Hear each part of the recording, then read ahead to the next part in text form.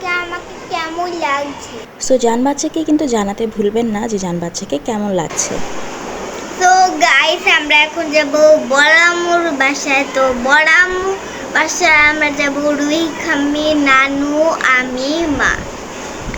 আমরা এই চারজনে মিলে যাচ্ছি বড় আম্মুর বাসায়। আর যারা আজকে আসবে তারা অলরেডি মনে হয় চলে গেছে। শুধু আমরা লেট করছি আমার এই মেঘভট্টের জন্য। সো জান বাচ্চার কাছ থেকে তো আপনারা শুনতেই পেলেন যে আমরা কোথায় যাচ্ছি, মানে কোথায় এসেছি। অলরেডি আমরা চলেই এসেছি আমার নানুর বাসায়, দ্যাট মিনস জান্নাতের বড় আম্মুর বাসায়। ঈদের দ্বিতীয় দিন ছিল সেটা, আর ঈদের দ্বিতীয় দিনের ব্লগটা আমি আজকে দিচ্ছি এতটা লেট করে। সেটার অনেক কারণ আছে। কারণ হচ্ছে যে অনেক একটু ব্যস্ততার মধ্যে ছিলাম, তার মধ্যে আবার একটু সিকও ছিলাম। আর আপনারা সবাই আমার এবং আমার পরিবারের জন্য দোয়া করবেন, যারা আমার ভিডিওগুলো দেখছেন এবং আমাকে অনেক অনেক ভালোবাসা দিচ্ছেন। সো আপনারা সবাই কেমন আছেন সেটাও আমাকে জানাবেন। আশা করছি যে যেখান থেকে ব্লগ দেখছেন সবাই ভালো আছেন।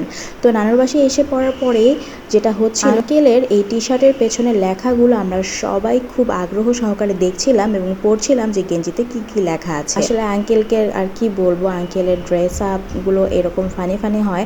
আর সে আজকে যে টি শার্টটা পরে এসেছে ওইটা তো এত কিছু লেখা ছিল, তো রীতিমতো দেখে আমি হাসতে হাসতে শেষ। আর এরই মধ্যে কিন্তু টেবিলও সাজানো হয়ে গেছে। আসলে দেখা যায় কি, কুরবানির ঈদে প্রত্যেক দিন গরুর গোস্ত খেতে খেতে পরে না আর গোস্ত খেতে ইচ্ছা করে না, মনে হয় যে একটু ভর্তা দিয়ে ভাত খাই। আর আন্টি কিন্তু শুটকি ভর্তা করেছিল, আলু ভর্তা করেছিল, ডাল করেছিল। তো এগুলো দিয়েই আসলে ওই দিন বেশি খাওয়া হয়ে গিয়েছিল। আর গোস্তর প্রতি অতটা নেশা ছিল না, কারণ ঈদের দিন যেহেতু অনেক গোস্ত খাওয়া হয়, আর গোস্ত দেখতে দেখতে তখন আর গোস্তের প্রতি ওই আকর্ষণটা থাকে না। আর কি একটা অদ্ভুত এবং মজার ব্যাপার, কারণ হচ্ছে আমরা অনেক টাইমেই বাসায় যখন গোস্ত রান্না না করা হয় তখন আমরা বলি গোস্ত কেন রান্না হয়নি, গোস্ত খেতে ইচ্ছা করছে, মাছ খেতে আর ভালো লাগে না। কিন্তু কোরবানির ঈদের পরে আমাদের আর গোস্ত খেতে ভালো লাগে না, তখন আমাদের মনে হয় একটু ভর্তা, একটু মাছ এগুলো হলে ভালো হতো, একটু ছোটো মাছ যদি খেতে পারতাম। আর এদিকে আমি খাচ্ছিলাম, অরিন এসে আমার সাথে দুষ্টামি করছিল এবং আমাকে বলছিল যে তুমি ভাত কেন খাচ্ছ, আসো আমি তোমাকে পোলাও বেড়ে দেই।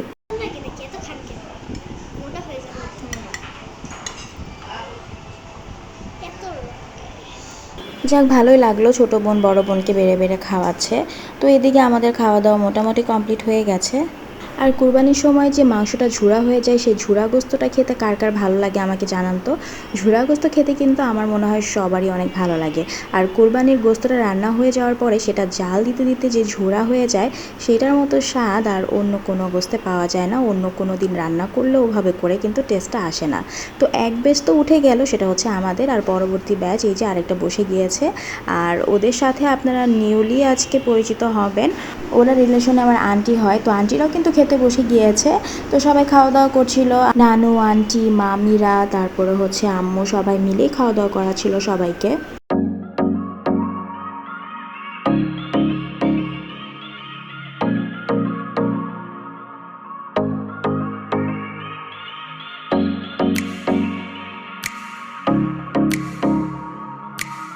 আচ্ছা, এবার বলুন তো আমাকে এই হোয়াইট কালার ড্রেসটাতে কেমন লাগছে। এটা কেন জিজ্ঞেস করলাম, কারণ হচ্ছে যে আমি হোয়াইট কালার বা ডিফারেন্ট কোনো কালার খুব কম পরি, মানে এটা অনেকেই বলে, কারণ আমার ব্ল্যাক কালার ড্রেস অনেক বেশি। আর এটা নিয়ে সবার অনেক কমপ্লেন যে আমি এত ব্ল্যাক কেন পরি, অন্য কালার কেন পরি না। কিন্তু আসলে হয়ে যায় কি, যে কোন ড্রেস কিনতে গেলে ব্ল্যাকটাই পছন্দ হয়ে যায়, এটা হচ্ছে একটা প্রবলেম। তো যেহেতু আজকে হোয়াইট পরেছি, তাই আপনাদেরকে জিজ্ঞেস করছি যে আজকে হোয়াইট কালারে আমাকে কেমন লাগছে। আর এই তো নানু আম্মুর সাথে একটু ভিডিও করে নিলাম। আর ওই দিন নানুর শরীরটা অনেকটাই আগে থেকে বেটার ছিল, যেটা দেখে আসলে খুবই ভালো লেগেছে, আলহামদুলিল্লাহ। আর এই তো এখানে জান বাচ্চার ব্যাগে আবার মিনি সন্দেশগুলো যে থাকে সেগুলো ছিল। তো ও আবার সবাইকে সন্দেশ দিচ্ছিল বলতে আসলে ওর ভাবিকেই দিচ্ছিল সন্দেশ। তো পরে আমি আবার সবাইকে দিতে বললাম যে সবাইকে দাও। আর যেহেতু বেশ কয়েকটাই ছিল, তাই বললাম যে তুমি সবাইকে একটা একটা করে দিয়ে দাও। তো সবাইকে আবার একটা একটা করে সন্দেশ দিচ্ছিল।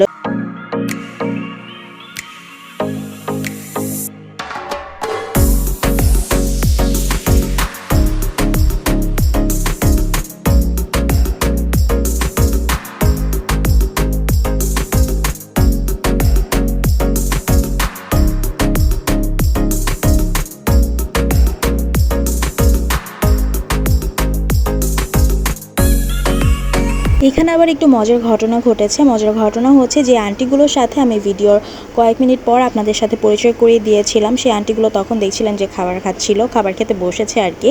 তো আম্মুরা যখন আবার খাবার খেতে বসেছে তখন আম্মুরাই মজা করে বলছিল যারা ভিডিও দেখবে তারা বলবে যে ওরা কত খাচ্ছে, এখনও খাবার টেবিল থেকে উঠছে না। তো এটা নিয়ে সবাই হাসাহাসি করছিলাম।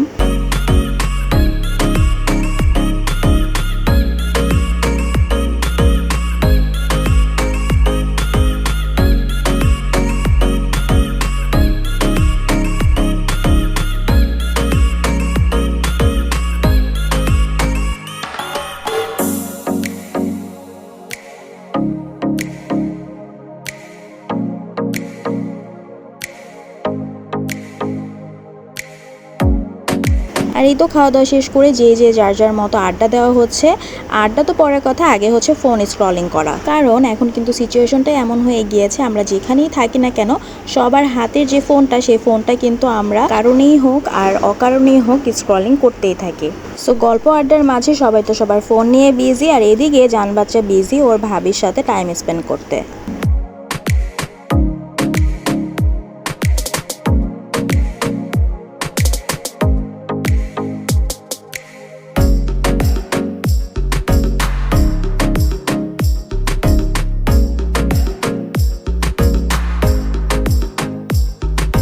আর এখন চলছে ফটো সেশন।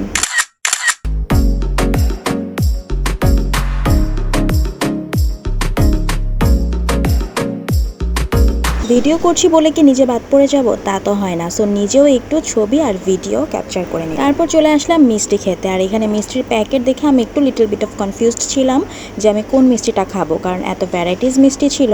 তাই আসলে চেক করে দেখছিলাম যে কোনটা খাওয়া যায়, কারণ একটার বেশি খাওয়া যাবে না। সো পরে চিন্তা ভাবনা করে এই মিষ্টিটা নিলাম, আর মিষ্টিটার টেস্টটা কিন্তু অনেক ভালো ছিল। আর সবাই মিলে কিন্তু এখানে টিভি দেখছিল।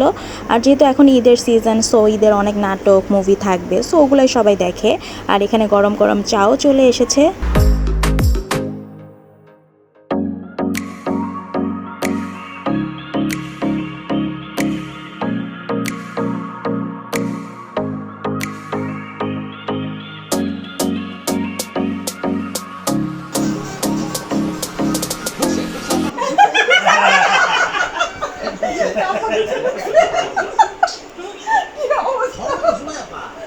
আর এখানে নাটক দেখতে দেখতে সবার হাসির সাউন্ডও আপনারা শুনে ফেলেন। আসলে নাটকটা একটু ফানি ছিল, তাই সবাই মিলে কিন্তু নাটকটা বেশ এনজয় করছিল।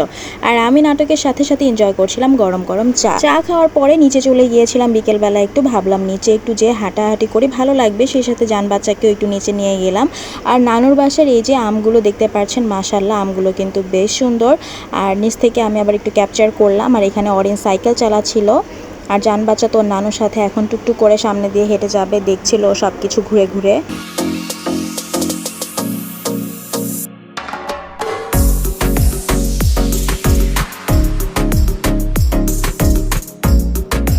অরিনের সাইকেল চালানো দেখে ঐশী বলছিল যে আমি একটু ট্রাই করি। ঐশী অনেক আগে থেকে সাইকেল চালাতে পারে, ছোটোবেলা থেকেই, কিন্তু অনেক দিন ধরে আসলে চালানো না হলে যেটা হয় যে তখন একটু নার্ভাসনেস কাজ করে।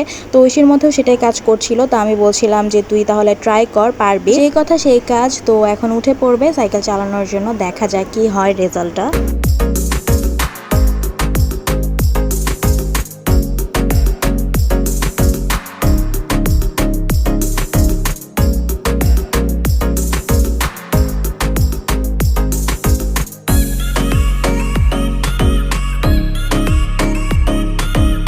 ঐশী কিন্তু সাইকেলটা বেশ সুন্দর মতো চালিয়েছে, অনেক ভালোভাবে চালাতে পেরেছে। আর এখানে আবার বড় মামি মামা সবাই নেমে পড়েছিল ওপর থেকে।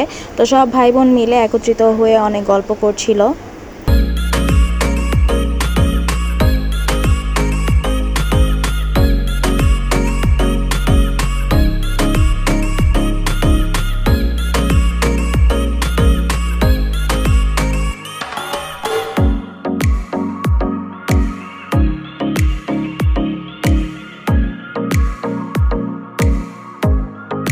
আর ইদানিং আমার কি হয়েছে জানি না, নেচার জিনিসটা আমাকে খুব বেশি অ্যাট্রাক্ট করে।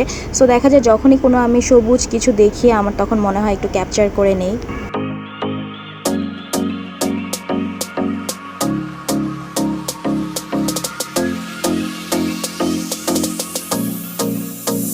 ঘুরতে ঘুরতে আমরা চলে এসেছি আরেকটা নানুর বাসায়। আর এই নানুর বাসায় এসে আমরা খানিকক্ষণ বসেছি, নানুর সাথে গল্প করেছি। নানু একটু সিক ছিল, তাই বলেছিল যে বাসায় আসতে, কিন্তু বাসায় আসতে পারেনি। তো নানুর সাথে আমরা দেখা করতে চলে গিয়েছিলাম। তো সবাই অনেকক্ষণ মিলে গল্প টল্প করার পরে এখন আমরা বের হওয়ার সময় জান্নাত আবার ছাদের দিকে গেল। আর ওখান থেকে কিন্তু আমাদের নানুর বাসা একদম পাশাপাশি দেখা যায়। জান বাচ্চা যখনই শুনতে পেলো যে এটা ওর বড় আম্মুর বাসা এবং এটা ওর ভাবির রুম, তখনই ওর ভাবিকে ডাকা শুরু করলো। ওর ভাবি তো সাড়া দিতে পারেনি, কারণ ওর ভাবি ঘুমাচ্ছিল। ওই দিক দিয়ে আবার ওর ভাইয়া ঠিকই সাড়া দিয়েছে, মানে ছোট মামা। তো ছোট মামা আমার পাশে জানালা দিয়ে জান্নাতের সাথে কথা বলছিল।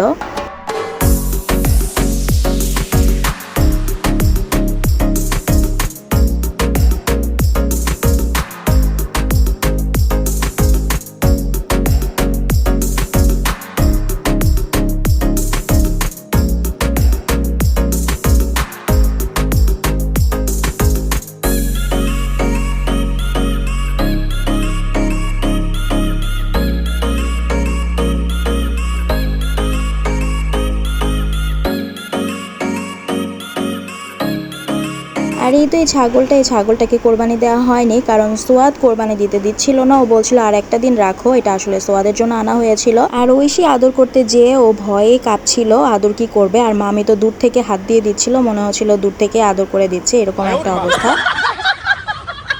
মানে সাহসটা আসলে আমাদের এইসব ব্যাপারে একটু কমই থাকে। তারপর বাসে আসার পরে ললি আইসক্রিম খেলাম সবাই মিলে। জান বাচ্চা তোর পছন্দের জিনিস পেয়েছে, এখন আর কে দেখে ওর চেহারা। ওর ফেসের অবস্থা একদম নাচেহাল করে দিয়েছে। আর এই তো নানুর গাছের আমটা দেখতে এত সুন্দর। নানু তার নাতিন জামাই মানে জান্নাতের বাবাকে আবার আমটা গিফট করলো। এরই মধ্যে আবার আমার ছোট বোন চলে এসেছে। ওদের আসতে আসলে সন্ধ্যা হয়ে গিয়েছিল। তো ওরা আসার সময় চিকেন ফ্রাইস নিয়ে এসেছিল, ফ্রেঞ্চ ফ্রাইস নিয়ে এসেছিল। তো আমরা সবাই মিলে সন্ধ্যার নাস্তায় চিকেন ফ্রাই, ফ্রেঞ্চ ফ্রাই খেলাম।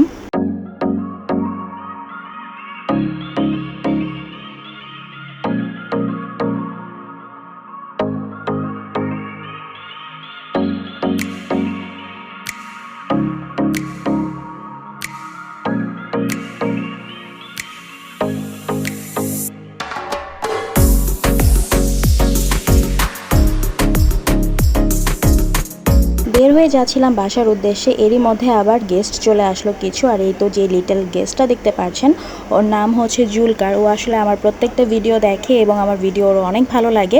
আর প্রত্যেকটা ভিডিওতে ওকে খুঁজে যে আমি কেন ভিডিওতে নেই। আসলে ওর সাথে তো আমার সবসময় দেখা হয় না, যার কারণে সব ভিডিওতে ওকে নেওয়াও পসিবল হয় না। তো আজকে যেহেতু পেয়েছি, তাই ওকে বলছিলাম আসো তোমাকে ভিডিও করে নিই ভালো করে, যাতে করে নেক্সট ভিডিওতে তোমাকে দেখতে পারো। ওর মুডটা কেন জানি একটু অফ ছিল, যাই হোক, বাট ও কিন্তু আমাকে পরবর্তীতে দেখাচ্ছিল। ও ইউটিউবে সাবস্ক্রাইব করে রেখেছে এবং আমার ভিডিওসগুলোও দেখে।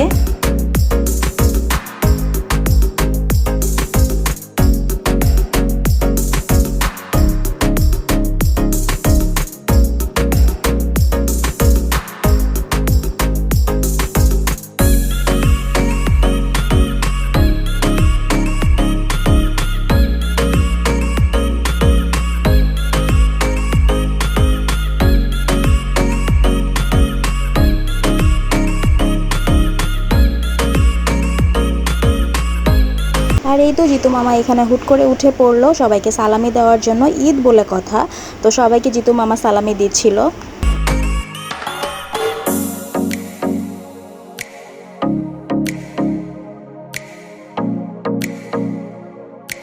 আর এই তো এভাবে করে আরেকটি সুন্দর দিন চলে গেল, অনেক হাসাহাসি, গল্প, মজা সব কিছু মিলে। আর আপনাদের কাছ থেকেও আমি আজকের মতো বিদায় নিয়ে নিচ্ছি। আল্লাহ হাফেজ।